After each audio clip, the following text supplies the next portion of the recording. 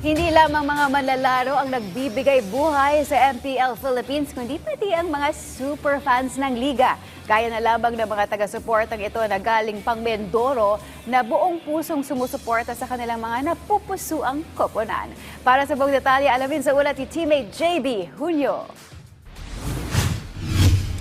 Sa mundo ng Mobile Legends Bang Bang Professional League, hindi lamang teams, players at heroes ang bumubuo sa isang komunidad, kundi pati na rin ang mga super fans. Isa na rito ang mag-amang Daniel at Sainiel mula Mindoro na muling nagtungo sa MPL Arena bilang regalo ng isang ama sa kanyang anak matapos makamit nito ang high honor sa paaralan.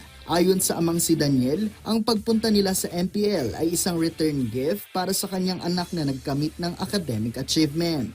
Ito yung kanyang balik gift ko na rin sa kanya, and then kasi with high honor siya, and ito yung na-request niya sa akin.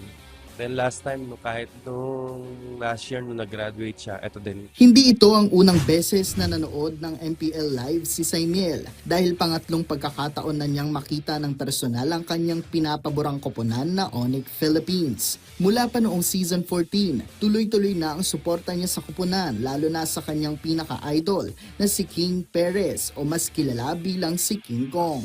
Bit-bit pa ni Sainiel ang isang handmade flower na ginawa niya bilang regalo para sa kanyang idolo. Masaya po kasi na-meet ko po ulit yung idol ko.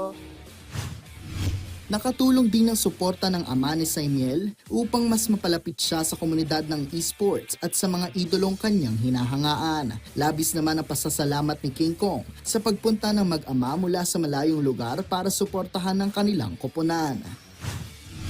Super nakakatuwa na na galing pa sila sa malayong lugar tapos para lang panoorin ako tapos knowing na birthday ko pupunta sila dito para supportahan ako and ayun magbigay ng mga gantong gift which is nakakataba ng puso.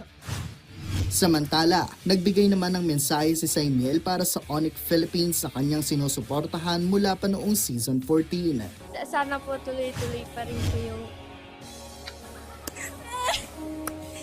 palalo nila and good luck po sa mga ibang laro. Patunay ang kwento ni Sainiel na higit pa sa isang battlefield ang MPL Philippines dahil nagiging daan din ito upang mapalapit ang mga pamilya, makabuo ng mga alaala at magbigay inspirasyon sa mga kabataang magpursige at magsumikap sa kanilang edukasyon. JB Junio para sa Atletang Pilipino para sa Bagong Pilipinas.